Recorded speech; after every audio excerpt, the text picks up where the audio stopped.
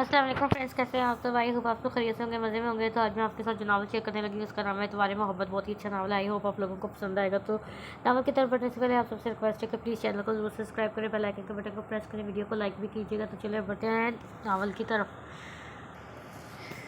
सुहाना ने नेट के space suit में मलबूस पर सुहाना को पुकारे हुए अंदर दाखिल हुई। क्या हुआ, क्या आफत आ गई?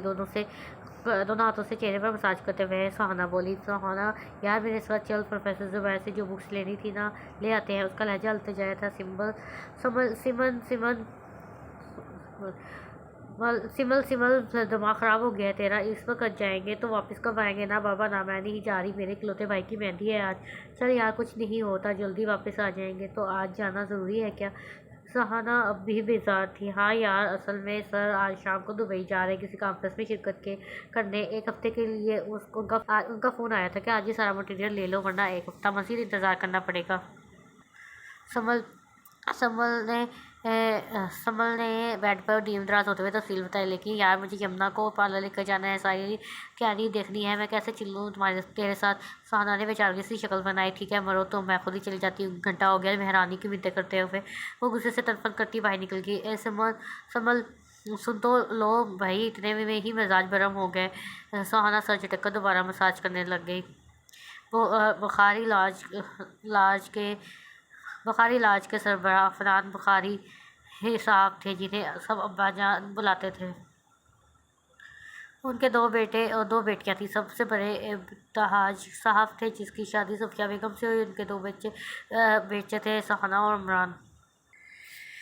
उनसे छोटे मनहाज साहब थे, जिनकी शादी गजाला बेगम से हुई थी। उनकी दो जुड़वा बेटी सादिया और रानिया। इनसे छोटी सहरा बेगम थी, जिनकी शादी चाचा सास खालिद से हुई। उनकी एक ही बेटी थी, यमुना। सबने से छोटी और लाडली सलमा थी, जिसकी शादी अशर से हुई थी। दोनों मियाँ बीवी एक हादसे में जान बहक हो गए जब उनकी बेटी समन चंद साल की थी। इसके बाद से समन बुखारी इलाज की मकीन और अब्बाजान की जिम्मेदारी बन गई थी। समल में बुखारी इलाज में सबसे लाडली थी, लेकिन कुछ लोगों को ये लाड प्यार खुटता था। मामी जी, मुझे एक ज़रूरी काम से जाना है, यूनिवर्सिटी चली जाऊँ। उसने सफ़िया मामी के गले में बाहें डाली। लेकिन बेटा, इस वक्त सफ़िया बेगम थोड़ा परेशान हुई। तुम्हारे भाई की मेहंदी है आज।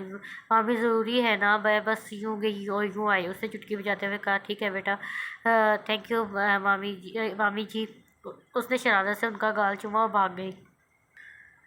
घर में इमरान और यमुना की शादी के फंक्शन चल रहे थे। आज ये सब लोगों ने मेहंदी के लेकर सादिया पुप्पो की तरफ जाना था। वो भी जहन में जल्दी वापसी का इरादा करती हुई बाहर निकल आई। यूनिवर्सिटी पहुंची तो पता चला प्रोफेसर जुबैर अभी ऑफिस में मौजूद नहीं और आने में घंटा डेढ़ लगेगा। यार अब क्या करूँ, इतनी जल्दी वापस भी नहीं जा सकती, ड्राइवर को भी भेज दिया है। उसने खौफ से सोचा। एक घंटा इंतज़ार करने के बावजूद भी प्रोफेसर ना आए तो उसने वापसी जाने का सोचा। सेल फ़ोन की बैटरी भी लो थी कि किसी को कॉल ही कर लेती। काफ़ी देर वो सड़क पर किसी के इंतज़ार में खड़ी रही, मगर बेसूद मौसम काफ़ी ख़राब हो रहा था। बारिश बस शुरू हुआ ही चाहती थी। ये सारे मनहूस इत्तफाकात आज ही होने थे। उसने झंझलाते हुए सोचा। बारिश शुरू हो गई थी। उसका प्लेन गुलाबी सूट बारिश की बौछार से भीग कर जिस्म से चिपक गया था। वह पनाह लेने के लिए एक दरख्त की तरफ भागी जब दफ्तर ने एक गाड़ी उसके पास आ रुकी। ब्लैक कुर्ता शलवार में मलबूस व दराज का शख्स उसके पास आ खड़ा हुआ। क्या कर रही हैं? आने वाले को देखकर वो बेजारी का शिकार हुई। वो सुहाना का कज़न फुआद अहमद था, जो हाल ही में पाकिस्तान शिफ्ट हुआ था। फुटबॉल खेल रही हूँ। उसने की बेजारी देखकर वो हंस दिया। आइए मैं आपको घर छोड़ दूँ, उसने खुशदिली से ऑफ़र की। सोचने का वक्त ना था, बारिश जोर शोर से हो रही थी। वो झट अंदर बैठ गई। सफ़िया ससुर की आवाज़ पर वो दौड़ी चली आई। जी अब्बाजान, बेटा समल नज़र नहीं आ रही, कहाँ है? अब्बाजान, वो तो यूनिवर्सिटी गई है किसी काम से, अभी वापस नहीं लौटी। बेटा, किसी को भिजवा ले भिजवा लेने बहुत देर हो गई है, बच्ची किसी परेशानी में ना हो। वो नहायत फिक्रमंद हुए। अब्बाजान, बच्चे तो वो सब सादिया की तरफ चले गए हैं और अभी कोई गाड़ी भी नहीं है घर। ऐसा करती हूँ, मैं रुक जाती हूँ, संभल आएगी तो उससे लेकर आ जाऊँगी। आप भी जाइए। अब्दुर्रहमान अंकल आपका इंतज़ार कर रहे हैं गाड़ी में। लेकिन बेटा, उन्होंने कुछ कहना चाहा। अब्बाजान, बेफिक्र हो जाए, मैं संभल को लेकर आ जाऊँगी। अच्छा बेटा, वो कहकर बाहर की तरफ चल पड़े। सफ़िया बेगम मैंने तेज़ मुस्कुराहट के साथ उन्हें जाते हुए देखती रही। अपना मोबाइल दीजिएगा, फ़ुआद ने कदरे हैरानगी से मोबाइल पकड़ाया, उसने सबके मम्मी का नंबर डायल किया। हेलो मम्मी, मैं समल बात कर रही हूँ। दरअसल मुझे देर हो गई और कोई गाड़ी नहीं मिल रही थी, तो रास्ते में फ़ाद मिल गए, मैं इनके साथ आ रही हूँ। उसने फ़ाद को देखते हुए बात मुकम्मल किया। अरे ये तो बहुत अच्छा हुआ बेटा, तुम आराम से आ जाओ फ़ाद के साथ, वो अपना ही बच्चा है। सफ़िया बेगम ने कहा, फ़ाद उनकी खालाजाद बहन का बेटा था। जी जी मामी, उसने अस्की से कहकर हुक्म कर दिया। आज तो इमरान की मेहंदी है, फिर आप यहाँ। फ़ाद ने मोबाइल पकड़ते हुए बात का आगाज़ किया। जी बस वो कुछ काम था, उसने बेजारी से जवाब दिया। उसे सहाना का ये कज़न बिलावजह बुरा लगता था। आप हमेशा इतने गुस्से में क्यों रहती हैं? उससे पहले कि वो कुछ कहती, गाड़ी के पर टायर चिड़चिड़ाते और वो एक झटके से बंद हो गई। क्या हुआ? समन समल ने कदरे बेजारी से दरख्त के मैं देखता हूँ कहते हुए बाहर निकला, और वो भी इसी अपनी तरफ का दरवाज़ा खोलकर बाहर निकल रहा है। वो बोनट उठाकर चेक कर रहा था। मुझे लगता है गाड़ी को वर्कशॉप भिजवाना पड़ेगा। कोई ट्रांसपोर्ट देख लेते हैं, गाड़ी लॉक कर देता हूँ, ड्राइवर ले जाएगा। उसकी रसास से कहने पर उसने सर उठाया और तंजिया अंदाज में बोली। उसके रसास से कहने पर उसने सर उठाया और तंजिया अंदाज में बोली, ये पाकिस्तान है फ़ाज़ साहब, कल तक यहाँ आपको गाड़ी का नामो निशान भी नहीं मिलेगा। कोई बात नहीं, मेरे लिए इस वक्त आपकी हिफाजत ज़्यादा ज़रूरी है। वो कहता आगे बढ़ा, तो वो भी कदरे हैरान सी उसके पीछे होली बरसती बारिश में ट्रांसपोर्ट मिलना भी मुहाल था। आधे घंटे की ख्वारी के बाद एक टैक्सी मिली। जिस वक्त वो थकन से चूर भीगे हुए घर पहुंचे, सारा घर अंधेरे में डूबा हुआ था। रात के 11 बज रहे थे। कहीं सब लोग मेहंदी लेकर यमुना के घर चले तो नहीं गए? वो परेशानी से रोहान सी आवाज़ में बोली। गेट खुला हुआ था, शायद अंदर कोई हो। मैं मोबाइल की लाइट ऑन करता हूँ। फ़ाद का अंदाज तसल्ली अमेज़ था। मोबाइल की रोशनी में आगे पीछे चलते हुए वो दोनों अंदर दाखिल हुए। लॉन्च से गुजरते हुए जाने किस चीज़ से उसका पाँव उलझा और वो उसे संभालने की कोशिश में फ़ुआद का दोनों तरफ से सोफे पर गिरे। इसी पर लाइट आ गई, ऑन हुई और सारा हाल जगमगा उठा। आंखों को चुनचुनाती रोशनी में जब वो देखने के काबिल हुई, तो तमाम घर वालों को हाल के दरवाजे पर देखकर तशद्दुद रह गई। उनके चेहरे पर क्या कैफियत थी, एक नज़र खुद को देखा तो समझ आ गई। वो सोफे पर गिरे फ़ुआद के ऊपर झुकी हुई थी और फ़ुआद की बाहों का घेरा उसकी कमर के गिर्द था। वो फ़ौरन से बिस्तर उठ खड़ी हुई। अपना दुपट्टा संभालते हुए उसने कुछ कहने की कोशिश की, मगर अरे देखिए अब्बा जान, कैसा शैतानी खेल खेला जा रहा है इस घर में। अरे मैं पूछती हूँ, हमारा ही घर मिला था तुझे इस गंदगी के लिए, इसी दिन के लिए तेरे इतने लाड उठाए तो हमारे सर में स्वाह डाल दे। सफ़िया बेगम की पारदार आवाज़ सारे लॉन में गूंज रही थी। सब सिरदुर्द खड़े थे।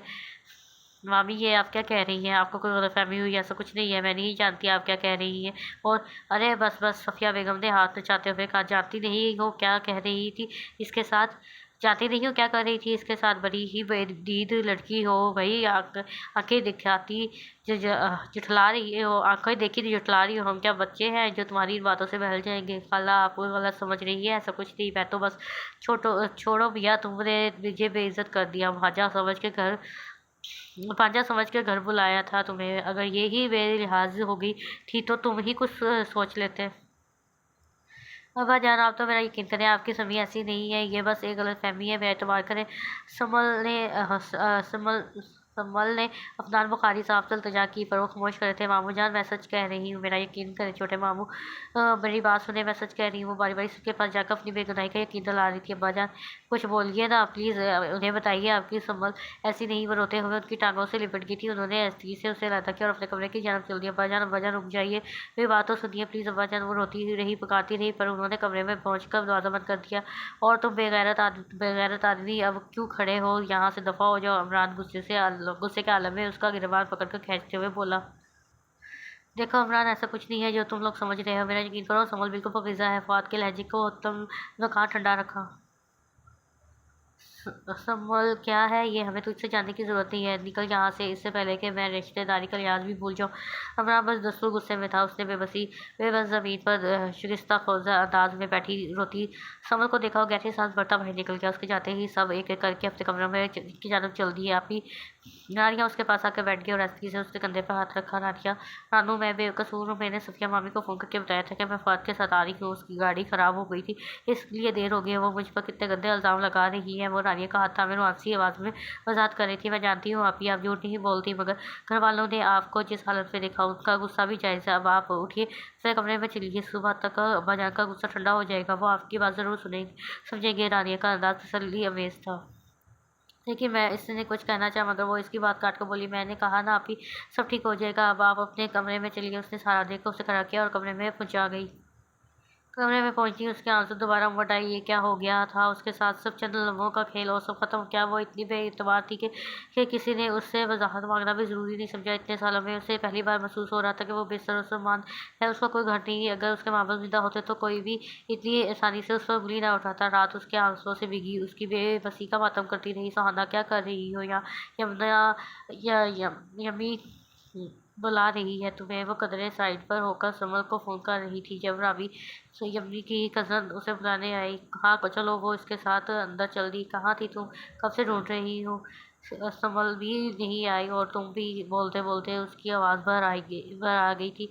और आज यमनी की रस्म मेहंदी थी। अमरान की रस्म कल वो लोग घर पर अदा कर चुके थे और वो साथ नहीं आया था। अरे मेरे भाई, रो मत। मैं संभल को कॉल कर रही हूँ, उसका नंबर बन जा रहा है और घर पर भी कोई फ़ोन नहीं उठा रहा। संभल से तो मैं बात ही नहीं करूँगी, उसने अच्छा नहीं किया मेरे साथ। यमनी सख्त नाराज़ थी। मुझे लगता है इसकी तबीयत ज़्यादा ख़राब थी, तभी मामा ने सबको भेजा। सफ़िया बेगम की कॉल पर उसके और सानिया के अलावा सब घर चले गए थे। परेशान ना हो, तुम्हें पता तो है इसकी आदत का। किसी बात पर मूड ख़राब हो गया होगा और सारे घर की दौड़ लगवा दी होगी। अम्मी ने हल्के फुल्के अंदाज में तसल्ली दी। उसकी बात पर वो फीका सा मुस्कुरा दी। वो सिगरेट होंठों में दबाए, जाने क्या क्या सोचे जा रहा था। बार बार सुबह का मासूम चेहरा उसकी निगाहों के सामने आकर उसे शर्मिंदा कर रहा था। वो उसकी मोहब्बत थी, वो इसके लिए कुछ नहीं कर पाया था और उसे कॉल करना भी मुमकिन ना था। अब वो क्या करे? टेंशन से सारी रात उसने सुलगते हुए गुजारी। सिमल दरवाज़ा खोला और अंदर आने वाली गजाला मामी थी। सिमल उन्होंने नज़दीक जाकर उसका कंधा हिलाया। जी मामी जान। उसके हिलाने पर वो जैसे होश में आई। बेटा, सारी रात बैठे बैठे गुजार दी। उन्होंने तासुब से उसे देखा। रात नहीं थी ये मामी जान, ये क़यामत थी जो आई और मेरी ज़िंदगी तबाह करके। रात नहीं थी ये, उसने नफ़ी में सर हिलाते हुए टूटे लहजे में कहा। लेकिन बेटा, गलती तुम्हारी भी है। लड़की को बता तो ना चाहिए। उसका लहजा सपाट था। पर सफ़िया मामी जानबूझकर इल्ज़ाम लगा रही थी मुझ पर। उसने वजाहत दी। ये कैसी बातें कर रही हो तुम? भाभी भला ऐसा क्यों करेंगी? अपनी गलतियों पर पर्दा डालने के लिए अपने बड़ों पर इल्ज़ाम लगाओगी तुम? उनका लहजा पल भर में बदल गया। खैर, मैं तुम्हें ये बताने आई थी कि आज शाम को तुम्हारा निकाह है फवाद अहमद के साथ। मामी, ये क्या कह रही हैं आप? मैंने ऐसा कुछ नहीं किया जिसकी वजह मुझे ये सज़ा दी जाए। मैं खुद अब्बाजान से बात करूँगी। वो उठ खड़ी हुई। रुको बीबी, अब्बाजान रात से कमरे में बंद है, नहीं सुनेंगे वो तुम्हारी। बेहतर होगा खुद को आने वाले वक्त के लिए तैयार कर लो। शाम का तक का वक्त है तुम्हारे पास। वो दो टोक लहजे में उसे बावर करवाती हुई कमरे से बाहर चली गई। वो जहाँ तहाँ खड़ी रह गई। चंद घंटों में उसकी ज़ात इतनी बेतबार हो गई कि उसकी वजाहत सुनना भी गवारा ना किया गया। शाम 7 बजे उसका नकाब आज से हो गया। वो सिंपल असर से सिंपल फवाद बना दी कि उसके रूम में बेबसी और शिकस्तगी के ढेर थे। सोच कर दिमाग चल हो रहा तो जा रहा था कि लड़कियों के सर पर माँ बाप का साया ना हो, उनके किरदार को बदगुमानी की तरह सी तेज़ हवा राख का ढेर बना देती है। ये सच आज जाना था उसने। आज समझा था कि जन्म देने वालों की मोहब्बत की कमी कोई पूरी नहीं कर सकता। सानिया और रानिया ने उसे सहारा देकर गाड़ी में बिठाया। उसके अलावा घर का कोई फ़र्द उसके नज़दीक नहीं आया। उसकी आंखों से सेल रवां जारी हो गया था। बहते अक्षरों में तबारी के बायस वो इस घर से रुखसत हो गई। संभल, अब बाहर आ जाएं, उसे फवाद की आवाज़ सुनाई दी। अपने ख्यालात में डूबी, उसे पता ही नहीं चला गाड़ी कब तक एक शानदार से बंगले के सामने रुक चुकी थी। वो धड़कते दिल के साथ गाड़ी से उतरी और फवाद के पीछे चलते हुए अंदर आ गई। संभल, अपने सामने वाले कमरे में चली जाए। आप सामने वाले कमरे में चलिए, मैं आपके लिए कुछ खाने को भिजवाता हूँ। हाथ से कमरे की जाना इशारा किया और एक जानिब को मुड़ गया। संभल आहिस्तगी से चलते हुए अंदर दाखिल हुई। सफ़ेद और काले इम्तियाज से सजा हुआ कमरा कुछ सादगी का तासर पेश कर रहा था। वो बेड पर बैठ गई, नज़र उठाई तो आईने में गहरे सब्ज़ रंग के रेशमी सूट में मलबूस अपना सरापा नजर आया। काफ़ी देर वो खुद को देखती रही, रो रो कर सूजी हुई आंखें, गमज़दा और उदास चेहरा। वो कहीं से भी पुरएतमाद को शौक संभल नहीं लग रही थी। एक ही देर में उसका अपनी ज़ात से भी एतबार उठ गया था। दरवाज़ा खुलने की आवाज़ पर वो होश में आई। अंदर आने वाला फवाद था, काले कुर्ता शलवार में मलबूस। उसका कद और भी नुमायाँ हो रहा था। हाथ में खाने की ट्रे पकड़े हुए वो चलता हुआ उसके पास खड़ा हुआ था। संभल, नरमी से पुकारे जाने पर उसने सर उठाया। सुर्ख सफ़ेद चेहरे पर आंसुओं के निशानात थे। खाना खा लें। ट्रे उसके पास रखते हुए फवाद ने इशारा किया। मुझे नहीं खाना। संभल, प्लीज़ खाना खा लें, वो नरमी से बोलता हुआ बैठा। मैं जानता हूँ कि आप परेशान है, मगर यकीन माने जो कुछ हुआ इसमें मेरा कोई कसूर नहीं। तुम्हारा कोई कसूर नहीं। वो गुस्से से फट पड़ी। कोई कसूर नहीं बे तुम्हारा, तो फिर किसका कसूर है? किससे बे सब लोग अपने बेतबार किए जाने का? उसका गिरबान जोड़ते हुए उसने सवाल किया। वो शर्मिंदा सा नजर चुरा गया। उसके हाथों से नरमी से अपना गिरबान छुड़ाते हुए बोला, भूल जाए जो कुछ हुआ। मैं यकीन करता हूँ आप नहीं है, आप बेतबार मेरी नज़रों में। वो किसी की परवाह नहीं होनी चाहिए आपको। संभल ने हैरान होते हुए नजरें उठाई। क्या मतलब है तुम्हारा? मुझे क्यों इस बात की परवाह होने लगी कि तुम मेरा एतबार करो या नहीं? क्योंकि मैं आपका शोर हूँ। उसका लहजा ठहरा हुआ था। संभल शाख ज़्यादा हालत में पीछे हटी। मैं नहीं मानती इस रिश्ते को। सुना तुमने? मैं नहीं मानती। ये रिश्ता नहीं, मेरी रसवाई का दाग है। वो चीखते हुए बोली, मैं मानता हूँ और आपको भी मानना होगा। इसका लहजा मजबूत था। अपनी बात मुकम्मल करके वो लंबे लंबे डग भरता हुआ बाहर निकल गया, जबकि संभल वहीं बैठी फुट फुट कर रोने लगी। बुखारी इलाज में आज ये सुबह सोगवारी सी थी। कल संभल के निकाह के भाई अम्मी की को भी रुखसत करवा कर लाया गया था और अब्बाजान कल शाम से अपने कमरे में बैठे। सब ने अपनी से कोशिश की थी, मगर कोई भी दरवाज़ा खुलवाने में कामयाब ना हुआ था। अब्बाजान के अलावा एक और शख्स भी कमरे में बंद था। वो कमरा मुकम्मल तौर पर तनखी में डूबा हुआ था। दफ्तर दरवाज़ा खुला। सहाना, उठ जाओ बेटा, कल से अपने कमरे में बंद हो। आखिर हुआ क्या है? सफ़िया बेगम अंदर दाखिल होते हुए बोली और हाथ बढ़ाकर लाइट्स ऑन कर दी। मामा प्लीज़ लाइट्स ऑफ कर दें और आप जाएं। सहाना ने मुंह से तकिया उठाते बगैर कहा। लेकिन बेटा, उन्होंने कुछ कहना चाहा। मामा प्लीज़। वो चीखी। अच्छा भाई ठीक है। एक तो ये आजकल की औलाद माँ बाप को कुछ समझती ही नहीं। अब इसको पता नहीं क्या हुआ है। वो घबराते हुए बाहर निकल गए। सफिया सफिया इब्तिहाज साहब उन्हें कहा रहे थे। जी आ रही हूँ, उन्होंने ऊँची आवाज़ में जवाब दिया। सफिया अब्बा जान दरवाज़ा नहीं खोल रहे। इब्तिहाज मज़ा परेशान हो गया। देखे इम्तियाज़ साहब, अब्बाजान को सदमा भी तो बहुत पड़ा हुआ है। जिस बच्ची को बचपन से जवानी तक लाड उठाकर पाला, यहीं पर ऊपर कलक बलकर चली गई। उन्होंने लहजे में मसनूई अफसरदगी समोई। हाँ, मगर अब ऐसे तो नहीं छोड़ा जा सकता था।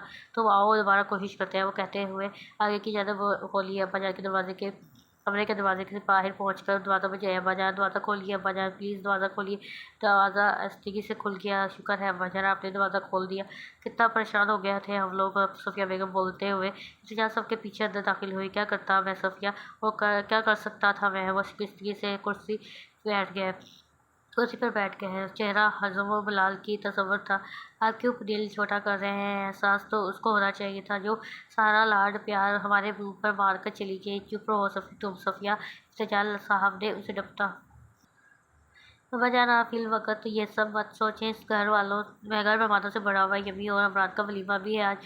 आप इस कमरे में बंद रहेंगे तो सब क्या सोचेंगे? पहले ही संभल की गैर मौजूदगी के बारे में इतनी बातें हो रही हैं। खैर इम्तियाज़ साहब, लेकिन इम्तियाज़ साहब, अब्बाजान कैसे भूल सकते हैं? सफ़िया बेगम ने दोबारा मुदाखलत की। सफ़िया, खुदा के लिए चली जाओ यहाँ से। गलती हो गई मुझसे जो तुम्हें साथ आने का कह दिया। उन्होंने बाकायदा हाथ जोड़ दिए। जा रही हूँ मैं। आप भी मुझ पर गुस्सा हो रहे हैं? ऐसा क्या कह दिया है मैंने? वो बड़बड़ाते हुए बाहर चली गई। अब्बाजान आप चले बाहर, कुछ खा लीजिए और सबके साथ बैठिए। सब पूछ रहे हैं आपका। वो उन्हें लेकर बाहर आ गए। दरवाजे पर दस्तक हुई। अंदर आ जाओ। संभल ने अपने आंसू साफ किया और जवाब दिया। अंदर आने वाली मुलाजमत थी जो नाश्ता की ट्रे ढकेल कर ला रही थी। बीबी जी नाश्ता कर ले। मैं कर लूँगी, तुम जाओ, उसने कहा और उठकर वाशरूम की तरफ बढ़ गई। आईने में अपना चेहरा देखा तो हैरान हो गई। क्या थी वो और क्या हो गई थी? सस्ता हुआ चेहरा, बिखरे बालों, रो रो कर सूजी हुई आंखें। चंद साने खुद को देखते रहने के बाद वो मुंह धोकर बाहर निकल आए। सामने नजर रपटते ही तैश की एक लहर उसके अंदर उठी। तुम फिर आ गए। शर्म नहीं आती तुम्हें? बगैरतों की तरह मुंह उठाकर आ जाते हो बस। उदाहरण, बहुत बकवास कर ली तुमने। मैं तुम्हारा शोहर हूँ संभल बेगम। इस बात को जहन में रखकर अब मुझसे कलाम करना। मैं लानत भेजती हूँ तुम पर और इस रिश्ते पर। तुम मुझसे कहते वो पलटी जब उसने एक झटके से उसे अपनी गिरफ्त में ले लिया। मेरी नरमी का बहुत नाजायज़ फ़ायदा उठा रही हो तुम। इस रिश्ते पर लानत भेजोगी तो कहाँ जाओगी? इसका लहजा सख्त था। छोड़ो मुझे ज़लील इंसान, मुझे भी कोई शौक़ नहीं है तुम्हें पकड़ने रहने का। बेहतर होगा अपनी औकात पहचानो। दोबारा बताना ना पड़े कि तुम्हें मुझसे कैसे बात करनी है। उसने एक झटके से उसे छोड़ा और लंबे लंबे ढक भरता बाहर निकल गया। हाल में रंगों का सलावाया हुआ था। पीच कलर के शरारा सूट में मलबूस यमी नहायत खूबसूरत लग रही थी। उसके साथ बैठा Imran navy blue three piece suit में मलबूस था। दोनों साथ बैठे बहुत खूबसूरत और मुकम्मल लग रहे थे। अब्बाजान ने उन्हें देखते हुए बेख्तियार उनकी खुशियों की दुआ की। साथ ही वो बदबख्त भी याद आ गई जो सारी उम्र लाड रहने के बावजूद दुआओं के बगैर रुखसत हो गई थी। उन्होंने आंखों में आई नमी को साफ किया। अब जाइए, मेरे दोस्त हैं लाशारी साहब और उनकी बेगम समीना भाभी। इम्तियाज़ साहब ने उन्हें अपनी तरफ मुतवज्जो कर लिया। अस्सलाम वालेकुम अब्बा जान। वालेकुम सलाम। मैं बहुत खुशी हुई आपसे मिलकर बेटे। हमें भी बहुत खुशी हुई अब्बा जान। समीना बोली, मुझे सफ़िया और सहाना से तो मिलवाओ। जी अब्बा जान, बस वही जा रहा हूँ। उन्होंने इस मत इशारा किया जहाँ सफ़िया बेगम के साथ बेजार मुंह बनाए कोटल लहंगे में सुहाना खड़ी थी। आइए मैं आपको मिलवाता हूँ। इफ्तियार साहब उन्हें उन्हें लेकर चले गए। सुहाना, ये क्या बेवकूफ़ी कर रही हो तुम? अपने मुँह के ज़ाविये ठीक करो, स्टेज पर जाओ। दूल्हा की बहन हो तुम हो। कल से वो बेजार मुंह बनाए फिर रही थी। तैयार हुई तो भी तो बेदिली से स्टेज पर जाने और किसी रस्म में हिस्सा लेने का तो सवाल ही पैदा नहीं होता। अब वो अच्छी खासी तंग आ चुकी थी। मम्मी आप वो कुछ कहना चाहती थी जब एहतजाज साहब लाचारी और उनकी बेगम को लिए नज़दीक चले आए। ये हमारी बेगम है और ये हमारी बेटी सुहाना। उन्होंने तारुफ करवाया। हमारी बेटी तो बहुत प्यारी है। सविता बेगम ने प्यार से उसका कहा। उसका गाल थपथपाया। सही कहा आपने बेगम। लशारी साहब ने उसकी ताकीद किया। आप लोग बातें कीजिए, हम वरदाने में चलते हैं। आइए लशारी साहब। वो कब से टेरेस पर बैठी न जाने क्या क्या सोच जा रही थी। हज़ारों सोचें थी जो सहन में आ रही थी। अब्बा जान तो और बाकी सब कैसे बदल गए। मैं इतनी नाकाबिल एतबार थी, वो सब वहीं खड़े हो गए और मैं वहाँ चूतों की तरह पड़ी हूँ। मैं यहाँ चूतों की तरह पड़ी हूँ। संभल इस अपने नाम के कारफर से उठाकर देखा। वाइट शर्ट और ट्राउज़र में मलबूस वो सामने खड़ा था। अंदर आ जाओ, मुझे नहीं आना। और उठे अंदाज में कहकर वो दोबारा सच घुटनों में रख लिया। वो 2 कदम आगे बढ़ाया और उसके पास आकर बैठ गया। मैं जानता हूँ समल, तुम मुझे पसंद नहीं करती हो, मुझे अपनी बर्बादी का जिम्मेदार समझती हो, पर यकीन मानो मैं भी तुम्हारी तरह बेकसूर हूँ। ये सब खाला का प्लान था और मैं नहीं जानता उन्होंने ऐसा क्यों किया। उसके आंसू बहते देखकर वो खामोश हुआ। खुद को संभालो, ज़िंदगी इस तरह नहीं गुजरती। मुझे ज़िंदगी गुजारनी ही नहीं। मेरे लिए ज़िंदगी इसी दिन ख़त्म हो गई थी जब मुझे बदकिरदार कह के घर से निकाला गया था। संभल उसने बेख्तियार उसका हाथ पकड़ा और वो इसके सीने से जा लगी। एक पल को उसका सांस रुक गया। वो उसे अपनी खुशकिस्मती पर यकीन करने में चंद लम्हे लगे थे। फिर उसने हंसी से अपना बाजू उसके गर्द हायल किया। उन्होंने ऐसा क्यों किया फुआद, क्यों? मैंने कभी इस घर के लोगों को पराया नहीं समझा। उन्होंने कैसे मुझे एक पल में पराया कर दिया। और रोते हुए उससे सवाल कर रही थी, मेरी बात सुनो समझ, भूल जाओ सब कुछ। जो कुछ हुआ सिर्फ एक गलतफहमी थी। उसका हकीकत से कोई ताल्लुक नहीं। एक हाथ से उसका बायां हाथ पकड़े, दूसरा उसी कमर के गिर्द हायल किए। वो उसे समझा रहा था। आवाज़ में महसूस किए जाने वाली नरमी थी। मुझे एतबार है तुम्हारा किरदार का। तुम्हें किसी गवाही की ज़रूरत नहीं। और रहे तुम्हारे ननिहाल वाले, तो उन्हें तुम्हारी सच्चाई का यकीन दिलाऊंगा, ये मेरा वादा है। वो इसके हाथ का नरमी से दबाते हुए बोला, मेरे लिए तुम कोई अच्छा बंदा नहीं, बल्कि ज़िंदगी का एक बहुत खूबसूरत मोड़ हो। जिस तरह में कि मैं हमेशा ख्वाहिश रखता था मैं तुमसे जज्बों की रवानगी में बहते उसे एहसास हुआ। यह वक्त प्यार का इजहार करने के लिए दुरुस्त ना था। उसे सर झटक कर देखा। संभल इसके कंधे पर सर रख के सो चुकी थी। वो मुस्कुराते हुए उसे बाहों में भरे उठा और बेड पर लिटा दिया और खुद भी दूसरी तरफ टीम दराज हो गया।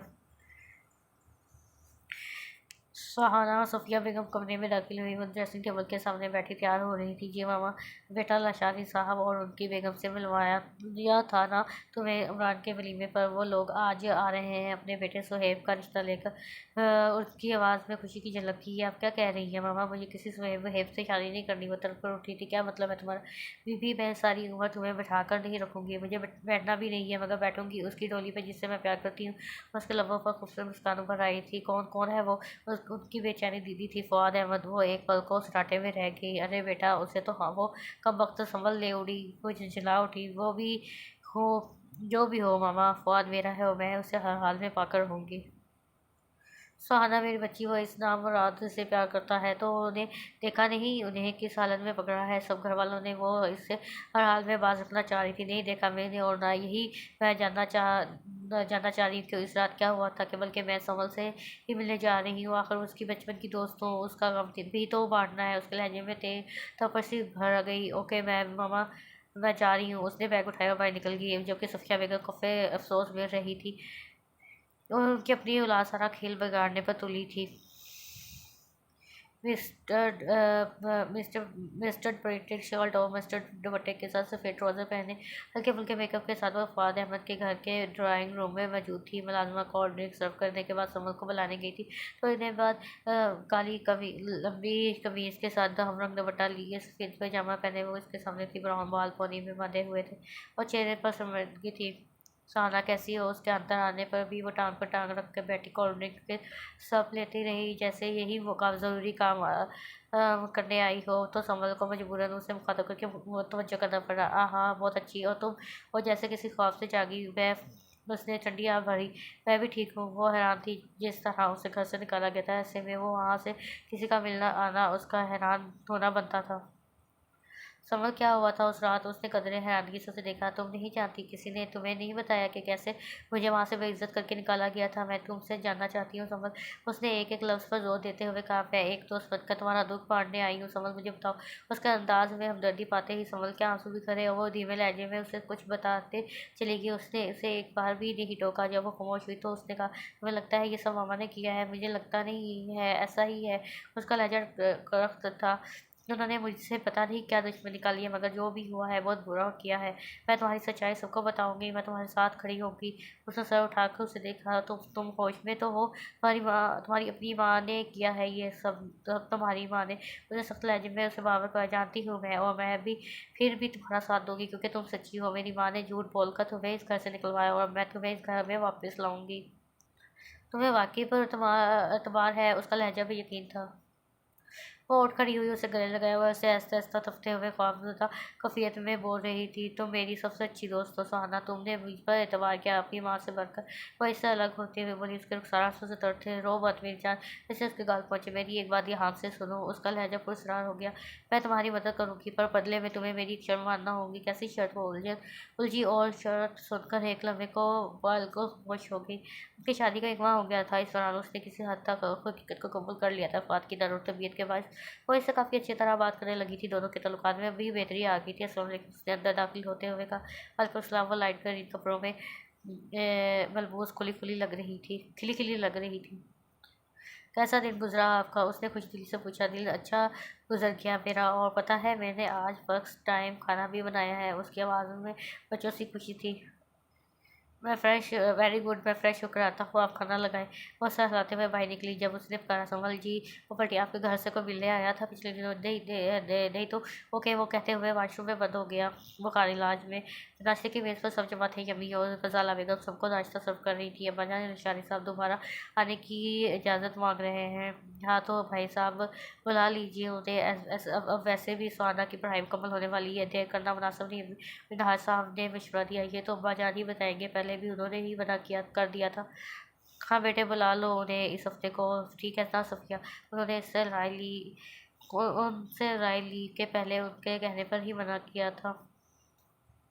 जी अब्बा जान बुला ले। वो तो मजबूरन बोली। सुहाना एक झटके से कुर्सी खींच के उठी और ड्राइंग रूम से निकल गई। उसे क्या हुआ है इब्तिहाज साहब? हैरान हुए। शर्म आ गई है शायद? सफ़िया कसियानी हंसी हंसते हुए बोली।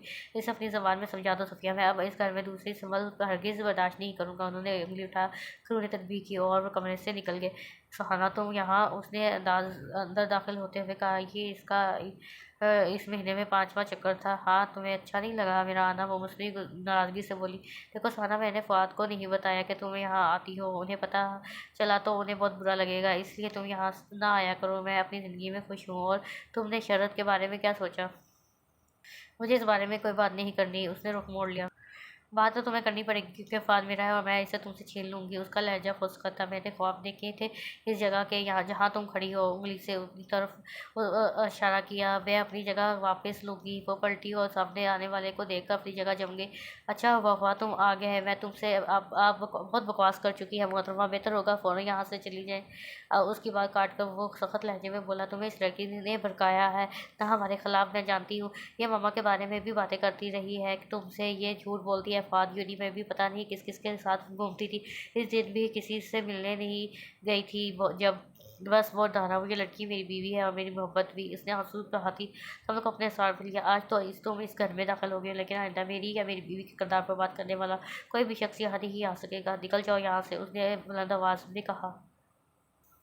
वो नफ़ी में सर हिलाती भागती हुई बाहर निकल गई। उसके जाते ही उसने संभल के कंधे पर रखा बाजू हटाया और कमरे में चला गया, जबकि वो गिरने के अंदाज में सोफे पर बैठी पुट कर रो दी। घर आकर वो कमरे में बंद होगी। फात के से होने वाली बेइज्जती पर उसका खून खो रहा था। बेबस होते हुए आंसू बहाने लगी रही थी जब सफ़िया बेगम कमरे में आई। साना उन्होंने उसके वजूद में कोई बंदिश नहीं हुई। साना मेरी बच्ची। वो नज़दीक आया, उसके शाने पर हाथ रखा। वो तरफ कर उठी और उससे लिपट गई। मामा, उसका खूबसूरत चेहरा आंसुओं से तर था। क्या हुआ मेरी बच्ची? कुछ बोल तो क्यों रो रो कर मेरा दिल दहला रही हो? मामा, वो सिमल। आंसू की शिद्दत से उसकी आवाज़ नहीं निकल रही थी। मगर मामा, वो सिमल ने छीन लिया फ़ुआद को मुझसे। उसने भड़काया है उसे हमारे खिलाफ। वो मेरी कोई बात भी नहीं सुनना चाहता। वो शिद्दतों से रोते हुए बोली। सफ़िया बेगम एक पल को सन्नाटे में रह गई। लेकिन बेटा तुम गई ही क्यों वहाँ? वह भूल जा अब उसे, वो अपनी ज़िंदगी में आगे बढ़ गया है। उन्होंने उसका चेहरा आंसुओं में से भरा हुआ प्यार से बोली। नहीं मामा, उसे भूलना नहीं है, उसे हासिल करना है। वो अपना आप छुड़ाती उठ खड़ी हुई। बहुत सब्र कर लिया मैंने, अब सब्र बर्दाश्त करेगी। बचपन से हर अच्छी चीज़ उसे मिलती रही है, ताकि अब्बा जान और बाबा का प्यार भी, पर इस दफ़ा मैं उसे जीतने नहीं दूंगी। वो सच्चे आग में जल रही थी। बच्ची मेरी बात सुन, छोड़ दे इस मुए का बात का ख्याल। कितनी चाहत से रिश्ता मांग रहे हैं ज़ोहैब के घर वाले। एक दफ़ा उनसे मिल तो सही। उन्होंने बकायदा उसकी मिन्नत की। समझ नहीं आ रहा था उसे कैसे समझाएं। अपनी चाल खुद पर ही उल्टी नज़र आ रही थी। सफ़िया भाभी, गजाला बेगम मुझे पुकारती हुई अंदर दाखिल हुई। हाँ बोलो, वो घुटनों पे हाथ रखे वो रखती उठ खड़ी हुई, जबकि सुहाना वाशरूम में बंद हो गई। शायद अपनी खदोश हालत छुपाना मकसूद था। तभी वो नीचे शारिशा, उनके घर वाले आए हैं, आप भी आ जाइए, सुहाना को भी बुला लें। एक नज़र वाशरूम के बंद दरवाजे पर डालते हुए कहा। अच्छा चलो हम चलते हैं, खाना को मैंने तैयार होने भेजा है, आ जाती है अभी। वो कमरे से निकलते हुए बोली। दरवाजे पर दस्तक हुई। आ जाए, उसने ज़रा लैपटॉप से नज़र उठाते हुए कहा। वो जिसके हुए अंदर दाखिल हुई। वो मैं कहने आई थी कि आप खाना खा लें। अच्छा, वो हंसाना सा हंसा। मुझे लगा आप कुछ और कहने आई हैं। मैं बताना चाहती थी कि आपको, मगर हिम्मत नहीं हुई। मुझे लगा आप नाराज़ होंगे। वो इसका इशारा समझ चुकी थी, इसलिए जल्दी से बोली। वो आगे बढ़ा और उसका हाथ थाम कर बेड पर उठाया और नरमी से बोला। समझ, मेरे ख्याल में हमारा रिश्ता इस रीच पर आ चुका है कि जहाँ आप मुझे कुछ भी बिला झिझक कह सकती है। मैं सुहाना के बारे में पहले ही कुतरा गया हूँ, इसलिए आपसे पूछा था, मगर आप छुपा गई। लहजे में हल्का सा शिकवा दर आया था। आपको मुझे बताना चाहिए था, ये ज़रूरी था आपकी हिफाजत के लिए। आइंदा ऐसा नहीं होगा। उसने निगाहें उठाई और वो लो देती निगाहों से उसे देख रहा था। निगाहें मिलते ही वह मुस्कुराया। इस तरह मुझे देखेंगे तो कुछ ना कुछ ज़रूर होगा। लहजा शरारती था। मैं खाना लगाती हूँ। सपाटे हुए उठी। फुआद का लहजा बेसाख्ता था। लहका बेल साख्ता था। अस्सलाम वालेकुम। उन्होंने ड्राइंग रूम में दाखिल होते हुए ऊंची आवाज़ में सलाम किया। वालेकुम सलाम। मीना लशारी बोलते हुए उठे और उनके गले लग गई। कैसी हैं आप भाभी? और भाई बेटी कहाँ है? मैं ठीक हूँ, हाँ साना आ रही है बस। खुद को संभालते हुए बोली। आप कैसे हैं भाई साहब? लशारी साहब ने पूछा। लगा शुक्र है भाभी, आप अपने बेटे से मिलिए। मेरे साथ बैठे खूबसूरत नौजवान की तरफ इशारे किया। सब बैठी सोहेब उसके सामने झुका। वालेकुम अस्सलाम बेटे, जीते रहो। साला अब चारों लोगों को नहीं बताया। फ़ोन कर दिया है, भाभी आ रहे हैं। वो यमी मेहमानों को चाय सर्व कर रही थी। यमी बेटे, साना को बुलाए ना, मैं अपनी बेटी से मिलना चाहती हूँ। उन्होंने भी इसरार किया। सफ़िया बेगम पहले बदल कर रह गई। यमी जी कहते हुए बाहर निकल गई। सुहाना ग्लास विंडो के पास खड़ी हल्के नम बालों में ब्रश फेरी थी जब वो अंदर दाखिल हुई। साना, तैयार हो गई हो तो आ जाओ, मुझे नहीं आना, तुम जाओ। बिना हटे वो बेहद एतनाल से बोली। ये क्या कह रही हो? चलो आओ, आंटी बुला रही है तुम्हें, उसने कहते हुए उसका बाजू पकड़ा। छोड़ो, मुझे कहा ना नहीं आना, कहते हुए उससे बाजू चढ़ाया। दोबारा घूम गई। दिमाग खराब हो गया तुम्हारा? मामी को भेजती हूँ, वही ले जाएगी तुम्हें। बेहद गुस्से से बोलते हुए बाहर निकल गई। ने खुद को कंपोज करने के बाद जब वो ड्राइंग रूम में आई तो चाय के साथ खुशखबरियों का दौर चल रहा था। माँ जान और एहतजाज मल्हार साहब आ चुके थे, जबकि इमरान किसी काम के सिलसिले में इस्लामाबाद गया था। बेटे, सोना को नहीं लाई तुम? आंटी वो आ रही है, उसने इस्तफसार पर वो धीरे से बोली। थोड़ी देर में सफ़ेद शर्ट और पजामा में मलबूस सुहाना अंदर दाखिल हुई। अस्सलाम वालेकुम। उसके सलाम करने पर सब मुतवज्जो हो गया। वालेकुम सलाम। आओ बेटा बैठो, मैं कब से आपकी बेटी का इंतज़ार कर रही थी। उन्होंने उसे अपने पास बैठा लिया। देखिए भाभी, ज़बानी कलामी बात तो मर्दों में तय हो ही चुकी है। अगर अब्बा जान और आप दोनों की इजाज़त हो तो। उन्होंने कहते हुए रकमी डबिया पर से निकाली और एक नज़र सफ़र को देखा। अब्बा जान, एहतजाज साहब के चेहरे पर रजामंदी थी। उन्होंने कुछ कहना चाहा, मगर एहतजाज साहब के इशारे पर बरवक़्त इस बात में सर हिला दिया। रजामंदी पाते ही बेगम लशारी ने जगमग करती अंगूठी डबिया से निकालकर सुहाना की उंगली में सजा दी। उसका चेहरा तपने लगा था। किसी के कुछ कहने से पहले ही वो उठी और बाहर निकल गई। एक पल को सब साकत रह गया। हमारी सुहाना बहुत शर्मीली है, फीकी मुस्कुराहट के साथ कहते हुए गुजाला बेगम ने बात को संभाला। समीना बेगम ने इस बात में सर रहा और सबको मुबारकबाद देने लगी। संभल फुआद ने काते हुए अंदर दाखिल हुआ। वो हल्के नीले कपड़ों में मलबूस बाल जूड़े बांधे अलमारी के साथ नफ्स आज़मा थी। उसकी आवाज़ पर बुरी।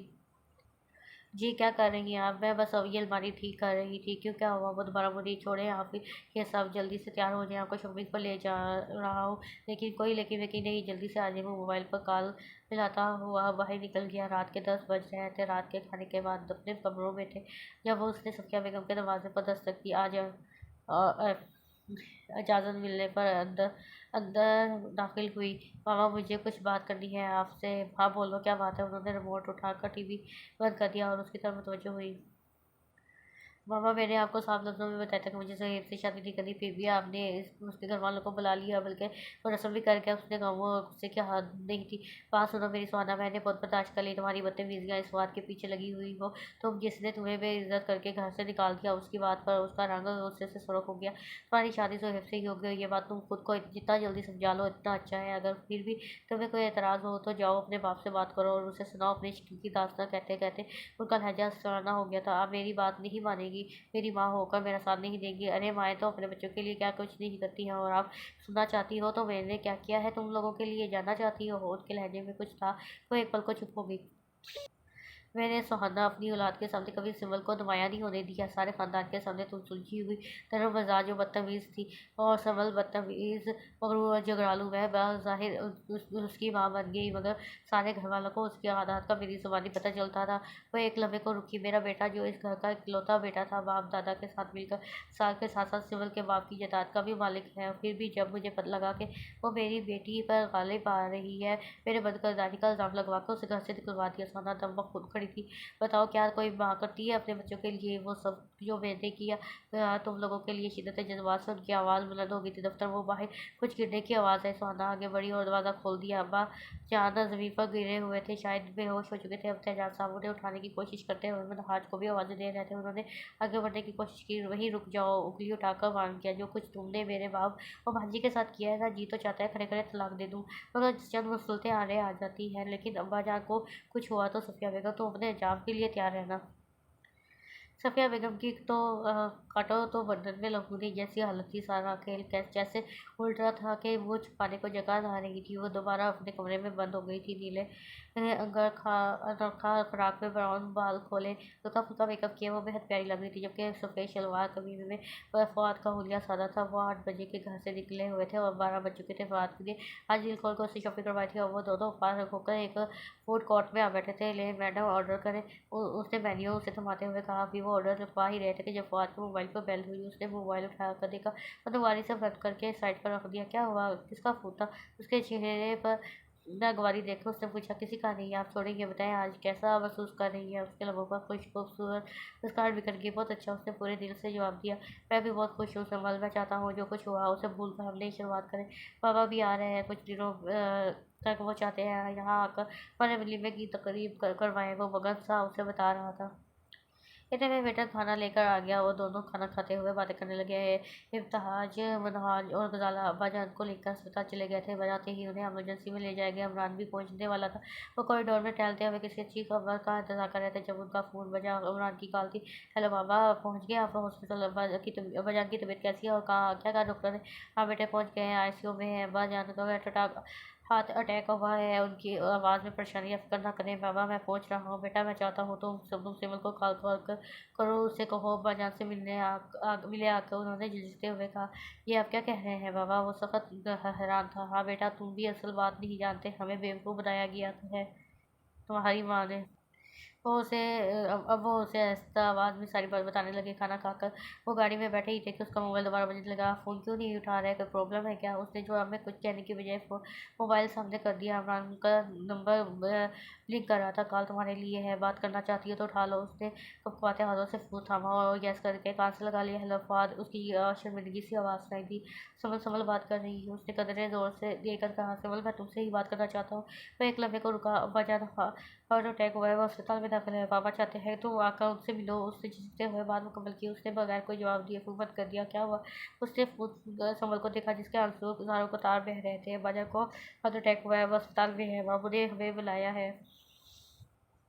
अच्छा आप रोए मत, हम अभी अस्पताल चलते हैं। उसने उसका हाथ थपथपाते हुए कहा और इमरान को टेक्स्ट करके अस्पताल का नाम पूछने लगा। जब वो लोग अस्पताल के कॉरिडोर में दाखिल हुए, बजाय को रूम में शिफ्ट किया गया। सिमल आप उसे देखते ही रानिया सानिया तेज़ी से उनकी तरफ बढ़ी और यमी को भी यमी अभी अभी इमरान के साथ अस्पताल पहुंची थी। हाँ इमरान भैया ने कॉल करके अब्बा का बताया था। अब्बा जान को बताया था। अब कैसे हैं वो, उसका लहजा सपाट था। अब्बा जान अब ठीक है, रूम बेटा रूम में शिफ्ट करवा दिया डॉक्टर ने। एक शख्स को मिलने की इजाज़त दी है। मैं चाहता हूँ तुम अंदर जाओ। अब्बा जान भी तुमसे मिलना चाहते होंगे। मैंने साहब की आवाज़ में शर्मिंदगी थी। मामूजान आप शायद बुरे हैं। मैं वही बदकदार लड़की हूँ जिसे आप लोग 1.5 माह पहले अपने घर से बेइज्जत करके निकाल चुके हैं। उसका लहजा खुद अजीती पर से था से पुर था। हम तुम दोनों से बहुत शर्मिंदा है बेटा। हमें सारी सच्चाई का पता चल गया है, जो कुछ सफिया ने तुम लोगों के साथ किया। इब्तिजाज साहब भी करीब आ गया। उन्होंने सुस्त आवाज़ में एतराफ़ किया। सफिया की तरफ से मैं तुम लोगों से दोनों से माफ़ी मांगता हूँ। उन्होंने हाथ जोड़ दिए। खानुजान अपनी साहब हमें शर्मिंदा न कर पाने आगे बढ़कर उनके हाथ थाम लिए। इस मौजूद को फिलहाल यही रोक दे। उसे मलाब अब्बा जान से मिला है। हाथ से संभल को अंदर जाने का इशारा किया। वह तेजी से चलती हुई अंदर दाखिल हुई। अब्बा जान मुख्तलिफ मशीनों में जकड़े हुए थे। सदियों से बीमार लग रहे थे। वो बैठ के नजदीक जा खड़ी हुई और आस्तगी से पुकारा बजा रहा उन्होंने ज़रा आँख खोली। केवल मेरी बच्ची आस्तगी से होठ हिलाया और मजीद कुछ कहे बगैर अपने हाथ जोड़ दिए। उसे तरफ कर उनके हाथ थाम लिए और सर उनके हाथों पर रख दिया। तुम मुझसे नाराज़ हो। उन्हें बोलने में दिक्कत हो रही थी। मैं आपसे बिल्कुल नाराज़ नहीं हूँ। आप बस जल्दी से ठीक हो जाए। उसने बहते आँसुओं के साथ कहा। मैडम अब आप बाहर जा चली जाए। प्लीज़ को आराम करने दें। दरअसल अंदर दाखिल हुई। उसने सर उठाया और उनके हाथों को हाथों में थाम कर चुमा। अब आप आराम करें भजन। उन्होंने अपनी नम आंखों में मोती ली और वो बाहर निकल गई। ख्वाल उसके पुराने पर उसने आँखें खोली। वो बेड कम सोफे पर नींव दराज था। आपकी काफ़ी उसने मुस्कुराते हुए कप थमा। वो अपना कप लिए बेड की तरफ जाने लगी। सिमल वो पलटी और यहाँ आओ। उसने अपने पाँव समेटते हुए अपने करीब जगह बनाई। तुम वो कहते हुए सीधा हो बैठा। अब मैं तुम्हें तुम कह सकता हूँ ना। वो लफ्ज़ दांतों तले दबाते उसने ससी चाहिए और वो मुस्कुराते हुए सर स्वाद में हिला दी। मैं चाहता हूँ तुम इस सबको माफ़ कर दो। वो सब तुम्हारे अपने हैं और उनसे दूर रहकर तुम भी खुश नहीं रहोगी। वो इसका हाथ थाम कर बोला मुझे वाकई सबसे शिकायत नहीं, लेकिन क्या मामी और सुहाना को मैं माफ़ नहीं करूँगी। उसका लहजा संजीदा था। मैं कुछ और भी कहना चाहता था क्या क्योंकि तुम बहुत खूबसूरत लग रही हो। उसका लहजा शरारती था। वो बेख्तियार ब्लश कर गई। आप बहुत ख़राब हो गए हैं। उसने हंसी से उसे साथ लगा लिया। आज बाजार को डिस्चार्ज करवा के घर लाया गया था। सुबह से उसकी और बाकी सबकी बेतहाशा कॉल्स आ चुकी थी, मगर वो किसी न किसी बहाने टाल रही थी। मगर आखिर उन्होंने फात को कॉल की और उनको फ़ोन सुनते ही वो उसकी तलाश में किचन में आया, जहाँ वो एक चूल्हे के आगे खड़ी कुछ पका रही थी। संभल, उसने पुकारा। जी। वो पलटे बगैर बोली। उसके अंदाज पर उसने एक गहरी सांस भरी और बोला, अब्बा जानो खालू वगैरह बुला रहे हैं। तुम जाओ क्यों नहीं रही? बस वैसे ही मैं कुछ काम कर रही थी, सोचा पहले भी ये ख़त्म कर लूँ। वो मसरूफ़ से अंदाज में बोली, जानता हूँ मैं तुम्हारे काम, छोड़ो ये सब और जल्दी से तैयार हो जाओ, चलते हैं वहाँ। अब्बा जान दोबारा कॉल कर रहे हैं। मेरा ख्याल है शाम को चलेंगे। अभी मैं बिरयानी बना रही हूँ, आप वो ट्राई करें। उसकी बात सुनकर उसने उसका बाजू पकड़ा और रुख भी तरफ किया। तुम नहीं जाना चाहती वहाँ? वह हड़बड़ाई। ये बात नहीं है, बस थोड़ा अजीब लग रहा है इस घर में जाना, उसका सामना करना। उसका इशारा समझकर उसने सर हिलाया। फिर मैं उन्हें मना कर दूँ? ऐसा कब कहा मैंने? अच्छा हटे, मैं तैयार होती हूँ। वो मुस्कुराहट दबाता एक तरफ को हुआ और उसकी साइड से गुजरती कमरे में चली गई। बुखारी इलाज में सब जमा थे। अब्बाजान भी अपने औलाद की घेरे में लिए मुतमैन नजर आ रहे थे। दोनों के आते ही वो उठकर बैठ गए और मौलाना अंदाज में दोनों को प्यार किया। सफिया बयान भी और सहाना सामने ना आई थी, सो वो भी इत्मीनान से अब्बाजान के पास बैठी बातें कर रही थी। इसी सना में यमी कमरे में आई और वो हाथ में ट्रे लिए हुए थी जिसमें अब्बाजान का परहेजी खाना था। अब्बाजान, ये खाना आपका है, संभल आ जाओ। तुम भी खाना लगा दिया है, सब बाहरी है। ट्रे मेज़ पर रखते हुए वो इसमें खाती हुई थी। मैं इधर ही खा लूँगी। अब्बाजान के साथ उसने दामन बचाया। अरे तुम क्यों ये फीका खाना खाओगी? बाहर जाओ, सबके साथ खाओ। बुए बुए बोलते बोलते उनकी नज़रें उसके चेहरे पर ठहरी तो वो एक लम्हे को रुके। बल्कि मैं भी तुम्हारे साथ ही चलता हूँ, उठ कर रहे हुए। पर अब्बाजान, यमनी ने कुछ कहना चाहा। मैं भी बिस्तर पर लेटे लेटे थक गया हूँ, बाहर अपने बच्चों के साथ बैठूंगा। वो दोनों उन्हें सहारा दिए बाहर लाई। डाइनिंग रूम में दाखिल होते ही उसकी नज़र सामने पड़ी। सुफिया मोमानी, सादिया खाला, यमुना की अम्मी से कोई बात कर रही थी। सहारा डाइनिंग टेबल के गिर बैठी थी। वो एक पल को उठी। उस दिन की बेइज्जती याद करके चेहरा धुआ धुआ हो गया था। वह मुश्किल खुद को संभालते हुए आगे बढ़ी और अब्बाजान को सरबराही कुर्सी पर बैठाया। अभी वो सीधी हुई थी कि सफिया मोमानी उसके पैरों को पकड़ लिया और वो तरफ का पीछे हुई। ये क्या कर रही है आप? मुझे माफ़ कर दो बेटा, मैं अंधी हो गई थी लालच में। मुझे लगा इस तरह मैं अपने बच्चों को मजबूत कर लूँगी, मगर मेरे बच्चे ही मेरे खिलाफ हो गए। मुझे माफ़ कर दो बेटा। अब उन्होंने हाथ जोड़ लिए। वो साकत रहेगी। अगर तुम मुझे माफ़ नहीं करोगी तो मैं इस घर में मेरी कोई जगह नहीं रहेगी। वो ज़ारा रो रही थी। मैं भी तुमसे बहुत शर्मिंदा हूँ समझ। मैंने अपनी बहन का घर उजाड़ना चाहा, मुझे माफ़ कर दो। खाना भी आगे बढ़ाई। माफ़ किया मैंने आपको। आप दोनों को भराई हुई आवाज़ में मैं मुश्किल बोलती हुई कमरे से निकलती चली गई। और वाइट पेशवाज के साथ लंबा सरबटा ओढ़े वो अपनी तैयारी को आखिरी टच दे रही थी जब सफिया ममानी की आवाज़ आई। सबल कहाँ हो भाई? जी ममानी कही है। वो मुस्कुराती हुई पलटी। माशाल्लाह बहुत प्यारी लग रही हो। उन्होंने प्यार से उसकी छोटी छुई। जाओ नीचे फराज बुला रहे हैं। तुम एक हफ्ते से यहाँ हो बेचैन हो रहा होगा। अब शरारत से बोलते हुए वो हल्का सा हंसी। लॉन्च में रंगों का सलाव आया था। आज जो है वो सुहाना की मंगनी थी। सुहाना शर्माई सी जुहेब के संग स्टेज पर बैठी थी और एक मुस्कुराती नका दोनों पर डालकर वो उनके पास आ बैठी। कैसी लग रही हूँ मैं? वो अठला कर पूछा। क्या क्या कहा? उसने चौंकते की अदाकारी की। कुछ नहीं, वो मुँह बनाते हुए चूड़ियाँ घुमाने लगी जब उसने चूड़ियों वाला हाथ थाम दिया। कुछ कहना चाहता हूँ? उसने सवालिया नजरें उठाई। मेरे साथ घर वापस चलोगी आज? वो बेसाख्ता हंसती। उसकी हंसी में फवाद का कहका भी शामिल था। मिलाकर उन्हें अपनी मोहब्बत का एतबार वापस मिल गया था। खत्म शुरू। बहुत ही अच्छा नावल था।